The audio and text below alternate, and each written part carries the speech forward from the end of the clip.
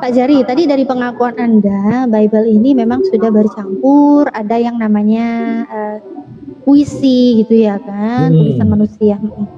Lantas apa keunggulan Bible Anda kalau di dalamnya saja sudah bercampur dengan tulisan-tulisan manusia? Apakah masih layak disebut ini adalah kitab suci? Nah, kalau itu mungkin lebih bagus Natalia cari orang yang sudah sekolah teologi, yang bisa terangkan. Kalau saya kan enggak sekolah teologi loh. Maksudnya yang lebih mendalam, pertanyaannya lebih mendalam, lebih spesifik, memang cocoknya ke orang yang sudah sekolah teologi. Begitu Natalia. Berarti kalau saya tanya secara personal aja gini nggak bisa ya Pak ya? Pak Jerry kan Kristen. Iya. Nah, iya bertanya umpama kalau bertanya boleh, tapi kan kalau saya tidak tahu saya bilang saya tidak tahu gitu loh. Iya Pak Jerry nggak tahu. Butuh orang yang sekolah teologi. Oke, saya tanya aja ke Pak Jerry sependapat pribadi. Kenapa Pak Jerry mau mengimani Bible sebagai kitab suci? Padahal Pak Jerry sendiri tahu tadi, Pak Jerry sendiri yang menarasikan.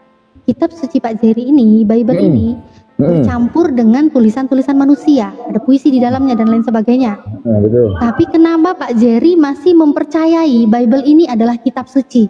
Sedangkan yang namanya suci itu pasti bersih, tidak ada kesalahan sekecil apapun.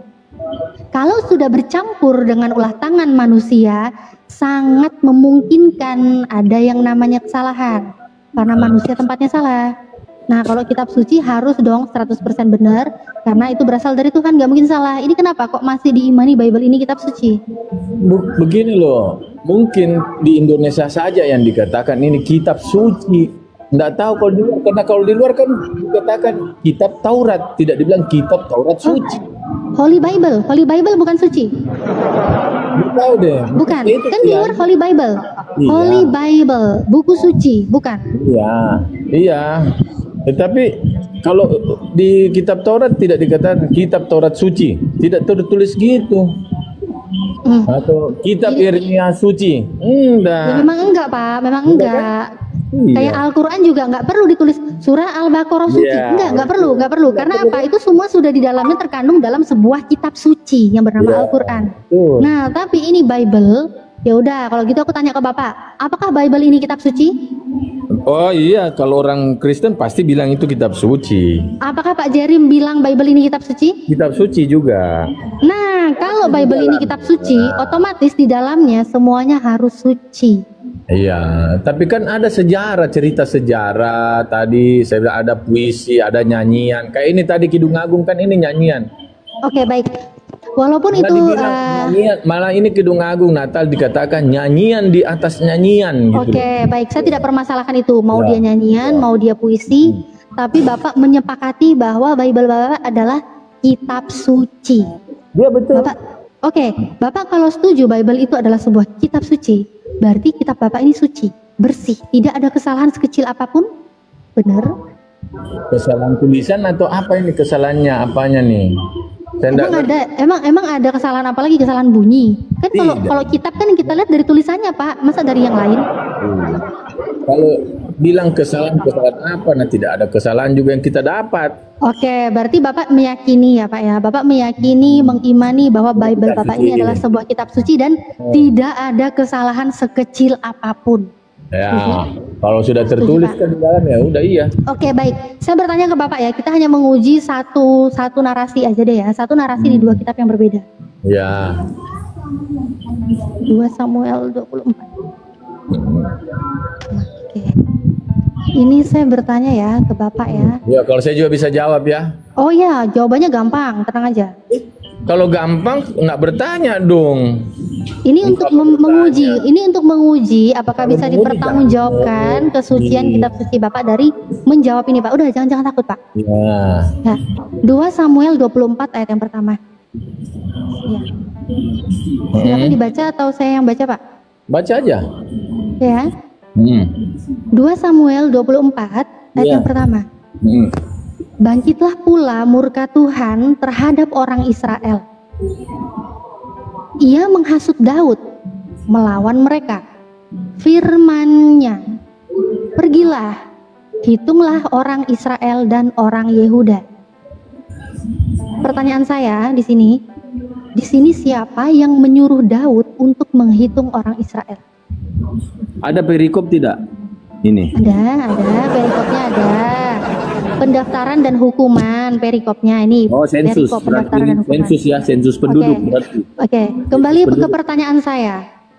Siapa yang menyuruh Daud untuk menghitung orang Israel? Aduh, noise-nya Pak. Saya. Oke. Saya ya? Siapa noise? Pak Jerry ya? Oh ya sudah. Siapa Pak yang menyuruh Daud menghitung orang Israel, Pak? Jadi saya baca ya, bangkit pula murka Tuhan terhadap orang Israel.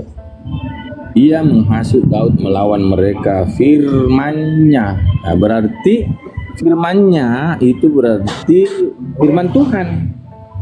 Berarti siapa yang menyuruh? Berarti Tuhan. Tuhan. Dikunci jawabannya. Tuhan yang menyuruh Daud untuk menghitung orang Israel. Oke. Ya. Bangkitlah pula. Iya, pintar. Benar. Sekarang saya bawa narasi yang lain untuk menceritakan hal yang sama ya.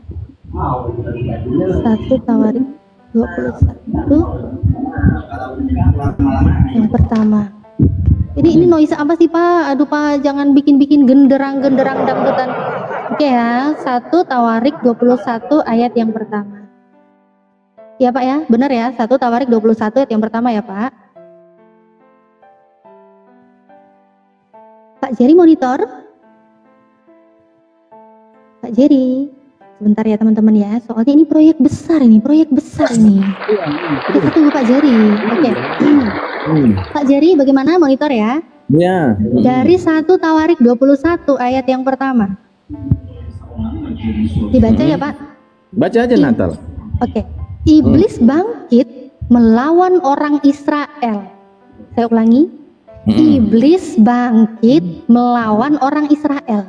Dan ia membujuk Daud untuk menghitung orang Israel.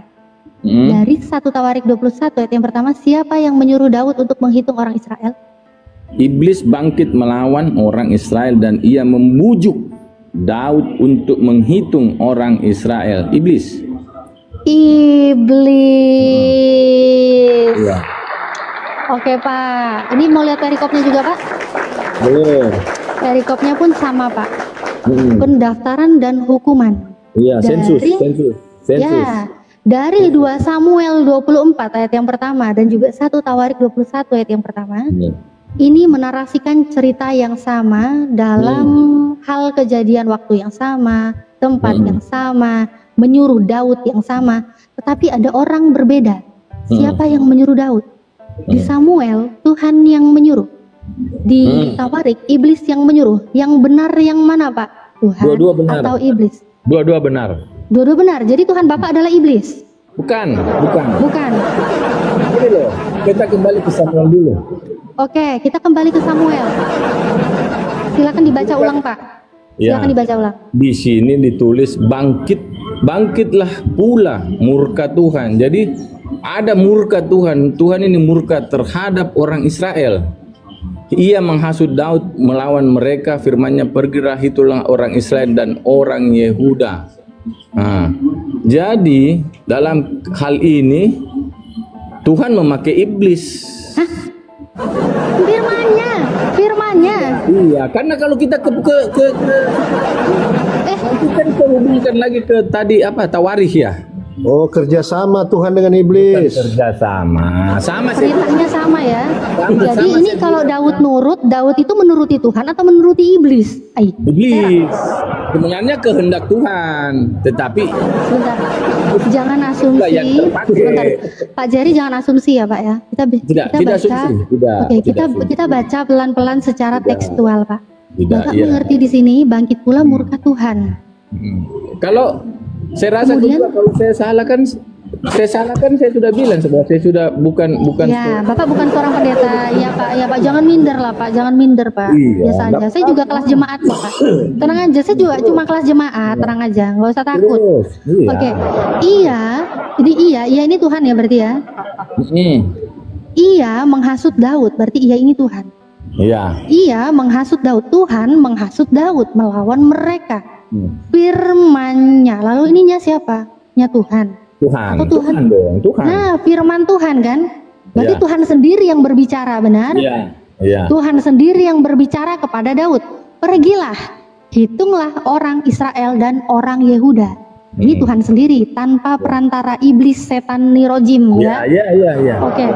Kita lihat dengan Tawarik ya. Nah, Oke, sedangkan Tawarik, iblis bangkit melawan orang Israel. Dan ia ini siapa berarti? iya iblis. Ia membujuk, berarti iblis yang membujuk. Dan iblis membujuk Iya, Daud betul. untuk apa? Betul. Menghitung orang Menghitung. Israel. Lalu yang menyuruh Daud menghitung orang Israel di sini siapa? Tunggu. Kok Tunggu, tunggu? hasilnya apa? Kita baca dulu. Jadi kita kan bisa Hasilnya dia hitung orang Israel. Saya nggak nanya hasilnya, saya nanya perintahnya dulu deh. Perintah untuk menghitung orang Israel. Bisa selesai, saya tidak bisa ambil anunya kata sinonim atau apanya kalau dia tidak selanjutnya. Oh, gini dong Pak, gini Pak. Selanjutnya dong. Gini Iblis dong bangkit. Pak, gini Ini kan Pak, ayat gini Pak. berapa? Enggak, Bapak Ayat punya rumah nih Pak. ini. Pak Jerry punya rumah kan? Pak Jerry bilang nih ke istri Bapak ya. Ya, Iya. bilang ke istri Bapak. Nanti Karena ini kan bunyi-bunyian di luar, bunyi-bunyian di luar, tolong buka pintu, kata Pak Jerry. Terus tiba-tiba di luar ada maling juga, dia bikin bunyi-bunyi di luar. Buka pintu katanya. Dia buka pintu, dia bingung. Saat dia menuruti siapa? Pak Jerry atau maling? Walaupun dia sama-sama buka pintu. Nah, kembali ke sini di Samuel itu Tuhan yang berfirman, Pak. Tuhan. Ini kitab Samuel, ini kan berarti dua narasumber. Iya, dua narasumber yang berbeda menceritakan hal yang sama, namun narasinya berbeda, Pak. Samuel dengan Tawarikh. Ya. Tawarikh Yang benar dan yang mana? Samuel jelas berbeda narasumber. Makanya saya bilang yang baca dulu ini dari kitab Samuel dari awal sampai akhir dan baca juga dari Tawarikh dari awal sampai akhir. Sudah saya baca sampai akhir, Pak. Sudah. Tulisannya nggak berubah. Tetap di Samuel Tuhan yang menyuruh. Ya, Saya terus sudah baca sampai habis, tetap Tuhan yang menyuruh Daud. apakah ada murka Tuhan? Apakah ada hukuman yang didapat rakyat Israel? Sebelum Tuhan murka, ini perintahnya dulu dikelirkan, Pak ya. Kelirkan dulu, Pak. Ya. Jadi ini perintah dari Tuhan atau perintah dari iblis yang benar? Perintah Samuel Tuhan. yang benar atau Perintah Tuhan. perintah Tuhan. Berarti Ya. Tawarikh salah. Tidak salah. Berarti Tuhanmu iblis? Tidak. Tidak. Tidak. Tidak, Tuhanmu makanya tidak. baca dulu Natalia dari awal sampai akhir. Sini Pak. Sini Pak. Saya bacakan Pak ya. 1 Tawarikh 21. Kan ini 21 ayat 1. Coba selanjutnya sampai habis perikopnya. Jadi kita Pak, sebelum sampai habis gini loh Pak ya. Saya itu punya teman Pak. Saya punya teman suka ngibul. Begitu dia ngibul sekali, mau ngibul lagi selanjutnya, saya malas dengerin Pak. Paham nggak Pak? Ditanya bagaimana, saya cuma Paham nggak Pak? Ini saya bilang teman saya ya, bukan Bible Anda ya. Saya nggak bilang Bible Anda ngibul, enggak. Saya bilang teman saya. Oke, sekarang fokus Pak ke Tawarikh dan Samuel. Ini saya cek Pak dari Yerusalem Pak. Wih, pakar Bible dari Alkitab Sabda. Saya tidak minta pakar, saya cuma minta ayatnya selesai. Katanya tadi Bapak nggak ngerti. Katanya tadi Bapak nggak ngerti. Giliran nggak ngerti, saya datangkan pakar Bible kok keserupan. Kita juga bisa kok, saya baca aja ayatnya apa kejadiannya nanti gitu loh, dari Tawarikh dengan dari Samuel. Ya, sabar dulu, sabar Jer. Saya sapa dulu, Mika, selamat siang, Kristen Muslim Bang. Halo Mika. Mika ini Kristen, pasti dari namanya aja Mika. Oke, sudah. Siapa tahu mualaf nggak tahu kan? Nggak tahu nih, iya kayak Natalia. Saferi, Muslim Kristen Bang. Oh. Saferi. Oke, lanjut. Oke lanjut ya. Apa mau lihat original teksnya juga? Saya sediakan juga kalau mau lihat original teks. Ayatnya aja dari awal kan Samuel itu dari ayat pertama. Iya Pak. Dulu sampai Pak ke bawah. Giri, Kita gini sama-sama. loh, diam dulu. Kalau Natali itu kan bicara pakai data, Bapak bicara kan pakai asumsi pribadi. Orang di sini tuh kita bicara itu Pak, kalau yang namanya knowledge itu, ilmu pengetahuan itu ada sumbernya. Tapi kan ini Coba Bapak bercerita cerita. ini, maksudnya kan cuma ayat 1 dikasih lihat, tidak ada selanjutnya. Jadi kita mau lihat apa Ya kejadian. aman, nanti Bapak kan bisa baca sendiri Pak ayatnya. Ngapain kami harus ikut-ikutan baca satu ayat? Sekalian Bapak baca satu kitab juga nggak apa-apa. Tapi kita bukan gini loh Pak. Etika diskusi itu gini ya Pak. Kita transfer knowledge loh. Kita membagi ilmu pengetahuan. Yang menjadi masalah itu adalah diksi awal itu. Ya siapa yang menghasut iblis atau Tuhan? Nah, Bapak kalau mau mentafsirnya menggunakan satu perikop, kami tidak masalah. Tapi Bapak yang lakukan itu, jangan orang yang Bapak suruh. Natali membawa polemik, problem, masalah. Masalah itu kami ajukan kepada kalian umat Kristen supaya kalian bisa menjawab. Kenapa? Karena bagi kami umat Islam, secara akal, literasi ini sama. Penulisnya kurang lebih sama. Diksinya Nggak sama sama. loh. Semuanya sama. Sebentar Sama dulu. dengan Tawarid Sebentar beda loh. dulu. Sebentar dulu, selesaikan dulu saya bicara. Menurut para skolar kalian, menurut hasil pembelajaran kami, bukan bimbingan Roh Kudus atau dusta dogma dari pendeta, ayat ini ayat yang menjelaskan peristiwa yang sama. Nah, itu klaim kami. Nanti kami akan membuktikan. Sekarang Anda ketika ini mengatakan tidak sama, bawa data dan bukti. Kalau memang ayat ini menceritakan peristiwa yang berbeda. Itu namanya diskusi, Pak. Kalau cuman hanya asumsi pribadi yang tidak berdasar, Pak. Untuk apa kita bicara di ruang publik? Masuk kamar, kunci pintu, bicara sembarangan, kami tidak peduli. Tapi kita sedang bicara di hadapan publik. Ada pertanggungjawaban kita. Ya, tolong Bapak tanggapi nanti. Kami akan buktikan bahwa ini adalah peristiwa yang sama. Natali sedang menunjukkan data. Anda bantah dengan data. Kalau pribadi Anda sendiri yang bicara, Anda bukan pendeta, Anda bukan skolar, kenapa kami harus dengarkan? Kami menyampaikan ini bukan menjadikan Anda mengerti. Saya didengarkan, lebih saya diam. Bukan gitu. Anda naik ke sini, kita diskusi. Maksudnya kalau Anda membuat sebuah statement atau klaim tidak bisa Anda buktikan, itu sama nggak ada gunanya, Pak. Kami bicara bukan dari pribadi kami. Kami bicara menggunakan fakta-fakta data. Nah, Natali silakan dilanjut. Kalau Pak Jerry menolak, nggak apa-apa. Tugas kita bukan mengislamkan Pak Jerry. Tugas kita menyampaikan kepada 424 orang ini bahwa kita umat Islam kalau bicara pakai data. Silakan. Oke, baik. Lanjut. Ini Pak Jerry ya. Oke, ini Pak mengenai 2 Samuel 24:1 sama 1 Tawarik 21 ayat yang pertama, Pak. Di sini udah jelas Pak narasinya, Pak ya. Ini menceritakan kejadian yang sama. Bapak nggak percaya? Kita lihat dari Yerusalem. Pakar Bible sendiri dari Alkitab Sabda, Pak. Sesuai dengan pandangan teologis yang sudah maju, Simuarik menjelaskan bahwa iblis menjadi dalang kesalahan Paulus. Sedangkan 2 Samuel 24 berkata tentang murka Tuhan yang menghasut Daud. Ini aja udah jelas. Dia aja mengakui, Pak, ada perbedaan, Pak. Yang satunya iblis, yang satunya Tuhan. Dan ini kenapa kalau Bapak bilang apakah ini sama? Apakah ini menceritakan hal yang sama? Ini sama, buktinya ini dikaitkan kok. Ini saya ngambil dari Tawarik, Pak. Tawarik ternyata di sini dikaitkan dengan penjelasan Samuel. Nah, makanya dari tadi saya nanya, yang benar yang mana, Pak? Apa Bapak perlu juga ngelihat original teksnya? Perlu nggak, Pak? Original teksnya sama aja loh, Pak, sama terjemahan LAI. Ini iblis tetap iblis yang menyuruh. Sedangkan di sini Tuhan tetap Tuhan yang menyuruh. Dan pertanyaan saya, yang benar yang mana? Kalau Bapak bilang dua-duanya benar, apakah Tuhan Bapak ini sosok iblis? Tentu enggak dong, enggak mungkin Bapak menuhankan iblis kan? Nah, tapi di sini berdasarkan data, Pak, Samuel itu Tuhan yang menyuruh, Tawarik iblis yang menyuruh. Yang benar yang mana? Salah satu benar.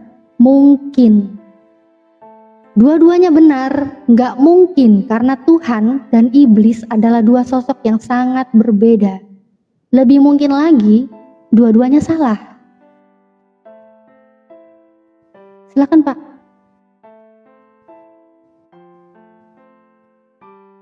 Pak Jerry, jangan nangis. Abis ditegur Uniriva jangan nangis, jangan nangis. Uniriva itu tegas, soalnya Uniriva itu nggak suka gitu loh sama orang yang cuma ngebacot, sedangkan data ditampilkan gitu. Enggak, Ya, Pak apakah Jerry. mereka tidak dikoreksi dulu nih ya waktu terbitannya itu loh?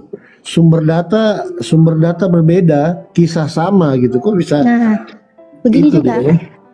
Sebelum ke Unirifa ya, begini juga Pak Kolopo. Saya pernah membawa ayat ini, perbandingan 2 Samuel dan juga 1 Tawarik ini kepada pendeta saya sebelum saya mualaf. Waktu mencari kebenaran, saya tanya, yang benar yang mana Pak? Yang benar yang mana? Tuhan atau iblis? Salah satu benar mungkin, dua-dua benar nggak mungkin. Lebih mungkin lagi dua-duanya salah. Karena ini dua-duanya narasinya berbeda. Tuhan saya nggak mungkin iblis.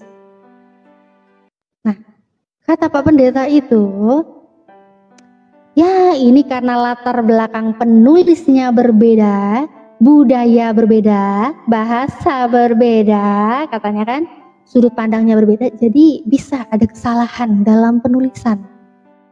Nah, tapi jadi masalah gini, katanya penulis Bible ini diilhami Roh Kudus, mereka adalah orang-orang yang dipimpin Roh Kudus. Kenapa orang-orang yang dipimpin Roh Kudus yang berani menulis ayat-ayat di dalam Bible, bahkan segepok Bible yang tadinya kata Pak Jerry ini dipertanggungjawabkan kesuciannya, kok ada yang terjadi seperti ini? Kitab suci harusnya 100% benar dong, nggak boleh ada kesalahan sekecil apapun. Katanya Roh Kudus itu adalah oknum Tuhan, sosok dari Tuhan, yang diimani Tuhan. Tuhan nggak mungkin salah. Tuhan nggak mungkin salah. Ayo jadi sebagai jemaat silakan dijawab, jangan bikin malu guru, silakan. Enggak, saya sudah nggak bisa jawab. Oke. Tidak ada Oke, paksaan kalau jujur. tidak bisa menjawab ya. Jujur ya. Baik. Oke, kita kasih aplaus dulu ya. Ada poin Makasih nggak ya yang Pak mau Jari ya. disampaikan? Ya. Ada poin ya Uniripa mau disampaikan atau Dindana tadi? Ya, sebelum ke Uniripa ya, ini saya sampaikan dulu ya. Jadi di sini teman-teman ya, dari tadi saya hanya bertanya, apakah kitab Bible ini adalah sebuah kitab suci? Saya tidak menyimpulkan ini bukan kitab suci. Sekali lagi saya disclaimer di sini, saya tidak pernah menyatakan Bible bukan kitab suci. Justru di sini saya menantang kesuciannya yang diimani teman-teman Kristen bahwa itu adalah sebuah kitab suci. Yang namanya suci harus benar-benar suci, terjaga kesuciannya, bersih dari kesalahan apapun. Karena kitab suci itu berasal dari Tuhan, Tuhan gak mungkin salah. Nah, tapi karena teman kita dari Kristen ini, Pak Jerry tidak bisa menjawab, saya hargai. Terima kasih Pak Jerry untuk diskusi yang sangat menyenangkan ini. Buat teman-teman silakan kalau mau cek datanya, silakan dicek datanya sendiri. Oke, Unirifa mungkin mau masuk, silakan Unirifa. Saya sudah dari tadi berserak di sini. Berserak. Bikin oten berserak dari tadi maksudnya di sini. Silakan Unirifa.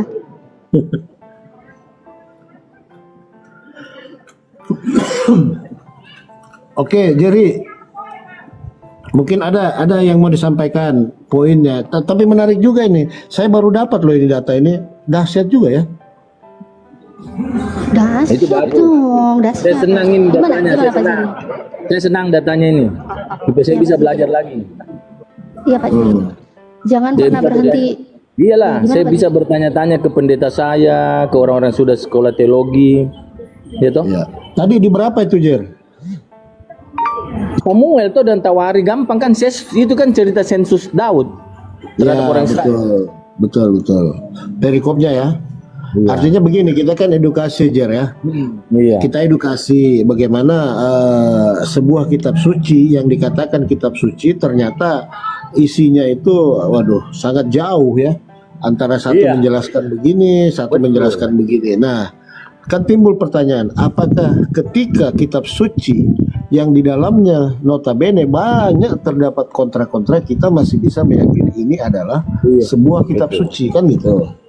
Iya. Nah, gitu kira-kira, Jer ya. Mudah-mudahan sangat tapi- mengedukasi loh hari ini, Jer ini. Iya, Sangat sok. bagus. Jangan-jangan ini Kak Natali ini udah mulai gimana gitu ya. Nah itu, Bukan. itu karena saya dari sudah tadi pernah- kebanyakan gitu loh Pak Saya Kolopo. pernah saya baca, mungkin saya baca dari Ya, gimana Pak Jerry? Saya mungkin pernah baca dari Tawarinya ini cerita bahwa Daud itu sensus justru karena Daud sensus sehingga Tuhan murka gitu loh. Tapi yang murka Tuhan ya, yang berfirman Tuhan ya. Iya, karena perbuatan Daud dia sensus. karena Daud sensus penduduk, mau menghitung-hitung penduduk, itulah sampai Tuhan murka. Tetapi waktu saya dikasih baca Samuel ini, saya juga jadi bertanya-tanya lagi, karena Tuhan sih ternyata yang menyuruh sensus gitu loh, ya kan? Di situ kan Tuhan menyuruh sensus, padahal waktu sensus itu justru Tuhan murka. Kalau Daud sensus, justru apa yang dilakukan Daud itu yang membuat Tuhan murka, karena dia pergi sensus, begitu. Berarti karena sensus ini Tuhan murka, berarti iblis yang suruh, berarti Tawarih yang betul. Tetapi kan saya tidak bisa menyangka, saya harus pelajari juga di Samuelnya. Kalau iblis yang menyuruh Daud, berarti betul Tuhan murka karena perbuatan Daud itu. Itu maksudnya. Tapi saya harus pelajari yang Samuelnya. Iya. Atau mungkin masih ada lagi, Dinda. Ini salah satu ya. Kalau saya lihat katanya banyak, ribuan katanya ya. Banyak sebenarnya banyak. Dulu banyak yang kontradiksi di dalam kitab, Pak. Sekali. Pak Jerry kalau berani jangan deh, nanti Pak Jerry mualaf, habis teman diskusi kita. Walaupun nanti kalau imam saya tidak nanti dia mualaf, nanti gak usah deh. Saya tuh bongkar ya, saya bongkar bagaimana pengalaman saya waktu mualaf. Enggak, gini Pak, jangan nangis. Ada beberapa yang saya temukan, tapi itu juga nggak banyak banget sih. Aku cuma sedikit dulu ya, catat sedikit. Aku sempat share di kisah mualafku, itu ada di YouTube Natalia Riani aku. Dan di deskripsi aku cantumin, jadi ayatnya di mana aja, kontradiksinya di mana aja, di situ ada. Gitu. Tapi jangan nonton kisah mualafku, nanti mualaf Pak Jerry, nggak usah. Banyak yang mualaf Pak, nonton itu Pak, nggak usah. Habis nanti Saya kepuluhan. tidak tahu kalau orang itu mau mualaf gitu loh. Makanya Pak Jerry nggak usah, nggak apa-apa. Oten aja udah nggak apa-apa Pak Jerry. Enggak, intinya gini Pak Jerry ya, Pak Jerry teruslah belajar. Pak Jerry ini kan orang Kristen pasti sangat mencintai Bible Anda, benar kan? Semakin dekatlah ke Bible Anda, pelajari Bible Anda. Seperti apa? Tuhan seperti apa yang diperkenalkan di dalam Bible, mulai dari perjanjian lama hingga perjanjian baru. Dan kalau Anda mengakui Anda ini pengikut Yesus, pelajarilah Yesus itu sosok yang seperti apa, dia siapa, Tuhan itu bagaimana yang diperkenalkan oleh Yesus. Kalau memang Anda memang benar-benar ingin menjadi pengikut Yesus, Anda pasti akan tahu harus kemana. Tapi gini Dinda, satu poin ini selama saya diskusi sama saudara saya Jerry ini, beliau sudah mengakui yang Tuhan itu Allah Bapa gitu loh. Kemarin saya nggak tahu hari ini. Kemarin saya nanya siapa Tuhan. Kenapa sih ngomong Tuhan itu Allah Bapa? Ya anak Bapa roh. Itu hakikatnya. Karena kita saya cerita ini, kalau saya cerita iman, enggak bisa, saya harus pertahankan iman. Iman itu. saya. Tapi kalau yang tertulis tadi oke lah. Saya bilang, saya lebih condong ke tawarih yang betul. Tetapi kalau masalah iman, ini saya pertahankan ini, mati-matian saya ini. Begitu, dan menjadi resiko gini Pak, dan menjadi resiko begini. Kalau Pak Jerry sudah punya keyakinan, iya resikonya Pak Jerry yang tanggung. Memang saya nggak minta ditanggung juga, nggak mau nanggung resiko Pak Jerry, nggak, santai aja Pak. Gini Pak, resikonya gini Pak, kalau Pak Jerry memang sudah meyakini, lebih condong yang benar itu tawarik, berarti Bapak pun harus menerima bahwa Samuel itu yang keliru. Tidak, saya tidak mau salahkan, saya mau harus pelajari juga Samuel dong. Saya tidak mau menyalahkan karena itu kan tertulis. Nah, berarti kalau yang benar dua-duanya ya itu tadi, udahlah. Jangan kembali lagi ke masa yang tadi. Silakan berpikir aja Pak, simpulkan sendiri Pak. Karena memang pada faktanya ya, banyak orang-orang yang mengimani Bible itu kitab suci, tapi mereka sebenarnya tahu apa isi di dalam Bible mereka sebenarnya tahu. Ada kontradiksi mereka tahu. Ada yang harus dibenahi mereka tahu. Tapi yang namanya hidayah kami tidak bisa memaksa. Bukan masalah hidayah itu urusan Tuhan lagi, bukan. Tuhan itu memberi petunjuk kepada siapapun yang dia kehendaki. Masalahnya orang yang dikehendaki untuk mendapat petunjuk ini mau nerima atau mau sombong dengan dirinya sendiri. Itu aja. Kita sapa dulu sebelum dijawab Mas Jerry ya. Kembali kepada Anda ya kan, kebenaran itu kembali kepada diri kita ya. Oke, Mas Bro Admin, selamat siang Mas, piye kabarnya? Iya, puji Tuhan masih Wih, seperti biasa, mantap. Bang Palopo. Siap. Wih. Cuman ini sinyal agak buruk ini. Iya. Oke, saya di mute dulu Mas. Mas Heru, selamat siang saudara. Mas Heru dibuka mic-nya Mas. Bang Heru. Oke, Bang Heru dibawa dulu ya. Oke, silakan Mas Bro Admin. Ini Pia ini. Udah Ya menyimak? kalau saya mah saya nyimak dan saya salut sama Mbak Natalia. Semangat teruslah. Gitu aja komentarnya. Gitu doang. Buat Gitu aja ya, kalau buat Pak Amin ya. Jerry. Iya. Kalau buat Pak Jerry ya kita kan sudah di jalan yang benar ya sudah begitu.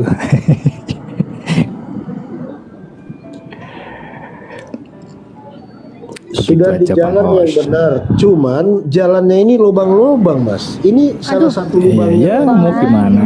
Iya. Nggak ikut-ikut lah aku lah. Jangan kali diinjek ini tuh lah. lubangnya. Nggak ikut-ikut lah. Lubangnya jangan diinjek. Nggak gini loh, Diloncatin maksudnya saya aja. gini. Saya cuman analogi. Sampean kan tadi mengatakan bahwa kita sudah di jalan yang benar gitu kan. Sayangnya jalan yang Anda Iya, anggap iya. benar ini lubang-lubang. Salah satu contohnya yang tadi ditunjukkan. Nah, itu kan salah satu lubang. Nah, ini nih bagaimana mau mencapai tujuan kalau jalan itu berlubang-lubang. Nah, contoh yang tadi ini kan, dan katanya masih banyak lagi lubang-lubang yang lain. Begitu Mas. Mungkin Mbak Natali masih ada nggak satu aja lagi lubang gitu loh. Aduh, lubang lagi dia minta ke aku. Oh, ini Rifa Maksud aja lah.